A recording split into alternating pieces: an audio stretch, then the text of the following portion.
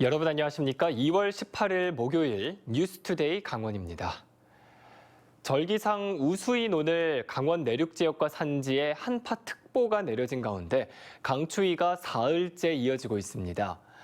태백과 홍천 등 6개 시군과 강원 산지에는 한파경보가, 춘천과 원주 등 6개 시군에는 한파주의보가 내려진 가운데 영하 15도 안팎의 강추위를 보이고 있습니다. 오늘 아침 7시 현재 지역별 기온을 보면 춘천이 영하 14.1도, 원주 영하 9.9도, 강릉 영하 8.8도, 대관령은 영하 14.4도, 17.4도, 철원이 영하 12.8도를 각각 나타내고 있습니다.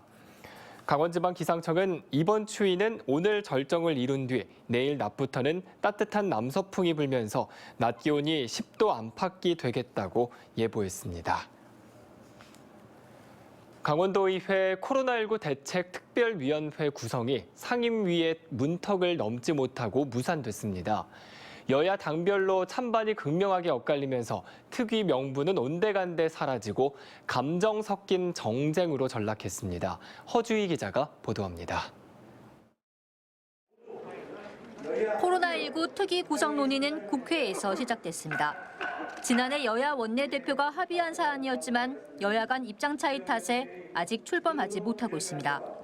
강원도의회에서 코로나19 특위 구성을 발의한 건 국민의힘 소속 의원 11명입니다. 각 상임위로 나눠진 여러 분야 대책들을 특위를 통해 신속하게 처리하자고 제안했습니다. 2주 뒤 올해 첫 운영위원회 심사에 오른 특위 구성 결의안. 민주당 의원들은 국민의힘이 코로나19 문제를 정쟁화시켰다고 결의안을 반대했습니다. 또 일부 의원들에겐 사전 논의가 없었다고 문제를 제기했습니다. 도민들의 코로나19 피해를 가지고 이렇게 정쟁화를 만들었다는 거에 대해서 의원의 한상으로 이렇게 약간 자괴감이 들 정도로 국민의힘은 민주당의 협조를 요청했을 뿐 정쟁화시키지 않았다고 반박했습니다. 죽지 못해 살고 있는 강원도민을 위해 강원도와 강원도의회가 힘을 합하자는데 무슨 정쟁이고 무슨 절차적인 문제를 따지십니까? 민주당은 코로나19 사태가 1년이 지난 지금 특위 구성은 실효성이 없다고 반대 입장을 거듭 밝혔습니다. 잘못 건드려 놓으면 벌집을 쑤시는 것과도 같겠다. 그러다 보니까 이것은 소위 말하는 전문가 집단에게 맡겨놓는 것이 가장 좋을 것 같다. 치열한 공방 끝에 거수 표결로 이어졌고 결과는 국민의힘 3명 찬성, 민주당 6명 반대, 기권 한 표로 부결됐습니다. 국민의힘은 강하게 반발했습니다. 강원도민들께서 앞으로 여러분들을 평가하실 겁니다. 오늘부터 제가 생각컨대 강원도 의회는 존재의 가치도 없고 죽었다고 봅니다. 민주당 의원들이 모독이라고 맞대응하면서 갈등은 고조됐고 한때 정회가 되기도 했습니다. 올해 첫 회기부터 강원도 의회는 협치를 보여주지 못했습니다. 이번 회기 동안 처리해야 할 안건과 예산안 심사에서도 격돌이 예고되고 있습니다. MBC 뉴스 허주입니다. 오염 토양 정화시설이 주택 5m 옆에 들어서면 어떨까요? 춘천에서 정화시설을 운영하는 업체가 횡성에 시설을 신축하려다 주민들의 반발에 부딪히자 이번에는 원주에 시설을 짓겠다며 허가 절차를 밟고 있습니다. 주민들은 강하게 반발하고 있는데요. 이하라 기자가 보도합니다. 원주시 지정면 안창 1이 3천여 평 규모의 빈 땅. 원주의 한 개발업체가 이곳에 오염토양 정화시설 건립을 추진하자 마을 주민들이 강하게 반발하고 나섰습니다. 원래는 산이었어요. 이거를 파내가지고 전원주택 단지라고 해서 우리는 전원주택만 들어오는가 보다 했는데 이게 이렇게 오염된 시설이 들어온다고 해요. 이렇게. 개발 예정지에서 5m 남짓 떨어진 거리에 이렇게 민가가 위치해 있습니다. 상수도가 없어 아직 지하수를 쓰고 있는 주민들은 먹는 물이 오염될까 걱정입니다. 관정은 이제 마을 관정이고 집집마다 또 지하수들이 다들 있으세요, 옛날부터. 너무나도 이거는 진짜 경악하는 지금 상황에 있어서 지금 모든 주민들이 이거는 결사 반대하는 지금. 해당 업체는 진공 상태에서 토양을 정화하기 때문에 물이나 공기에 영향을 주지 않는다며 주민 설득에 나섰습니다. 상수도가 관계없어요. 우리는 수질이 이게 물이 나오는 게 아니에요. 미생물로 그 냄새 나는 것만 그거만 제거하면 되는 거예요. 제거하고 그걸 그대로 논으로 가요. 거기 다시. 이 업체는 춘천에서 도내 유일의 오염 토양 정화 시설을 운영 중인데 2년 전부터 추가 건립을 추진해 오고 있습니다. 횡성군 서원면에 관련 시설을 지으려다 주민 반대에 부딪혀 행정심판까지 갔지만 결국 졌습니다. 지난해 12월 원주시 지정면 안창 1위를 대안으로 선택하고 다시 사전 심의 절차를 밟고 있는 겁니다. 원주시는 적정성 검토에 들어갔고 사전 심의 결과는 빠르면 다음 주에 나옵니다. MBC 뉴스 이하라입니다. 수년째 끌고 있는 춘천 시내버스 문제가 좀처럼 풀리지 않고 있습니다. 공론화 TF가 버스 운영 체계를 공영제로 하는 것이 바람직하다는 결론을 내렸지만 남아있는 변수들이 너무 많습니다. 이재규 기자가 취재했습니다. 현재 춘천시의 승용차 이용률은 50% 수준으로 전국 평균 42%보다 훨씬 높습니다. 반면 대중교통 이용률은 낮습니다. 춘천시의 대중교통 이용률은 10% 수준으로 전국 평균 26%에 비해 크게 낮습니다. 도농복합도시, 인구 28만의 중소도시 특성상 굴곡 노선이 많은 데다 비수익 노선이 적지 않습니다. 버스 회사가 2018년 1월 자금난을 견디지 못하고 법원에 회생 신청을 한 지 3년. 그 사이 인수주체의 재변화, 노선 개편 등 우여곡절을 겪었지만 시내버스 문제는 여전히 해결되지 않고 있습니다. 지난 3개월간 시내버스 문제 해결책을 모색한 공론화 TF는 버스 공영제를 답으로 내놨습니다.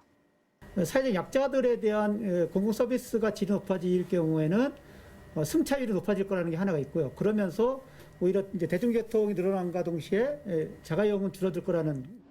인수 비용은 110억에서 150억 원 사이, 운송적자 보전 비용은 156억 원으로 추산했습니다. 하지만 이 비용은 공영제를 먼저 시행한 정선군과 전남 신안군 사례를 참고한 비용일 뿐이라 실제 비용은 크게 달라질 수 있습니다. 춘천시가 8가지 정도의 변수를 안고 있습니다. 그런 부분을 어떻게 협의해 나가는가에 따라서 비용이 조금 틀려질 수 있는 부분은 분명히 있을 것 같습니다. 공론화 TF의 결론은 공론화위원회에 넘겨져 6월까지 재논의됩니다. 춘천시는 위원회의 결론을 받아 빠르면 올 7월 시내버스 운영 체계를 최종 결정합니다. 몇 년째 토론만 하고 있다는 비판이 높은 상황에서 춘천시 버스 운영 체계가 어떤 식으로 변화할지 주목됩니다. MBC 뉴스 이재규입니다. 올겨울 많은 눈이 내린 강원 내륙 지역과는 달리 동해안은 강수량이 적어서 가뭄이 우려되고 있습니다. 저수지의 저수율은 떨어지고 있고 산불 발생 위험도 높은 상황인데요. 이윤 기자가 보도합니다. 강릉 남대천 상류. 물이 흐르고는 있지만 곳곳에 바닥을 드러낸 곳이 적지 않습니다. 눈이나 비가 거의 내리지 않으면서 하천이 말라가는 모습입니다. 올겨울 전국적으로 많은 눈이 내린 것과 달리 동해안 지역은 메마른 날씨가 이어지고 있습니다. 올해 1월부터 최근까지 영동 지역의 누적 강수량은 5.8mm에 그치고 있습니다. 같은 기간 평년 강수량보다 92% 줄었고 139.45mm의 누적 강수량을 보였던 지난해와 비교하면 96%나 줄었습니다. 저수지의 저수율도 떨어지고 있습니다. 강릉의 상수원인 오봉 저수지의 저수율은 54%로 절반만 채워져 있습니다.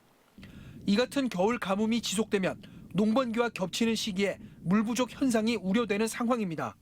강우가 없을 경우에는 어려운 실정이고요. 그 외에 지금 우리가 하천수나 타 이제 저수지를 활용해서 용수 공급을 할 계획을 지금 수립하고 있습니다. 동해안을 중심으로 메마른 날씨가 이어지자 산불 예방에도 비상이 걸렸습니다. 강수량이 턱없이 부족한 상황에서 최근 크고 작은 산불이 잇따라 발생하고 있습니다. 산림당국과 지자체들은 산불 방지 대책본부를 가동하는 등 바짝 긴장하고 있습니다. 24시간 산불 상황실을 운영하며 신속한 상황 전파 및 초기에 산불을 진화할 수 있도록 대응하고 있으며 대형 산불 피해를 최소화할 수 있도록 대비 태세를 갖추고 있습니다. 정부가 발표한 가뭄 예경보에 따르면 속초시가 현재 가뭄 관심 단계 상황이고 강수량이 크게 늘지 않으면 2달 뒤에는 영동 지역 전역으로 가뭄 관심 단계가 확대될 전망입니다. MBC 뉴스 이용입니다. 자신이 듣고 싶은 수업을 선택해서 듣는 고교 학점제가 빠르면 2023년 도내 일반 고등학교에도 도입이 됩니다. 교육부가 2025년 고교 학점제 전면 도입을 발표한 가운데 강원도 교육청은 이보다 몇 년 앞서 2023년까지 전체 일반 고등학교 대상 연구 선도 학교를 지정해 미리 고교 학점제를 도입할 계획입니다. 특히 160개 과목에 걸쳐 학교 간 공동교육과정을 운영하고 15개 과목은 대학 연계 공동교육과정을 운영할 계획입니다. 삼척시 의회는 정부가 추진하는 광물자원공사와 광해관리공단의 통합에 반대하는 성명을 발표했습니다. 삼척시 의회는 6조 원의 부채를 가진 광물자원공사와 광해관리공단을 통합한다는 건 동반부실을 초래하고 광해관리공단 본래의 설립 목적을 훼손하게 될 것이라며 통합 추진을 즉각 중단하라고 요구했습니다. 예산 낭비 논란이 불거졌던 속초 엑스포공원의 야외 썰 매장이 오늘부터 운영됩니다.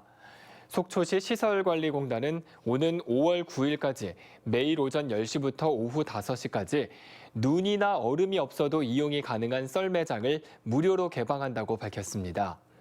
시설 규모는 높이 4m, 길이 17m이고 코로나19 방역을 위해 이용객은 1회에 30명으로 제한되며 개인 안전용품도 직접 챙겨야만 합니다. 원주 혁신도시 내 미리내 도서관이 다음 달 개관합니다. 원주시는 지난해 말 준공한 미리내 도서관이 최근 개관 준비를 마치고 3월 2일부터 임시 운영에 들어가고 30일에 정식 개관할 예정이라고 밝혔습니다. 미리내 도서관은 사업비 125억 원을 들여 지하 1층, 지상 2층 규모로 지어졌으며 일반 자료실과 어린이 자료실, 강당과 휴게실 등이 마련되고 현재 15,000여 건의 장소를 갖추고 있습니다. 영월군이 고령층이 쉽게 인터넷을 활용할 수 있도록 경로당마다 무료 와이파이를 설치합니다. 3,300만 원을 들여 지역 내 182개 경로당에 이달부터 와이파이 기기를 설치하고 사용료도 영월군이 부담합니다. 영월군은 스마트폰을 활용한 경로당 프로그램이 더욱 원활해질 것으로 내다보고 있습니다.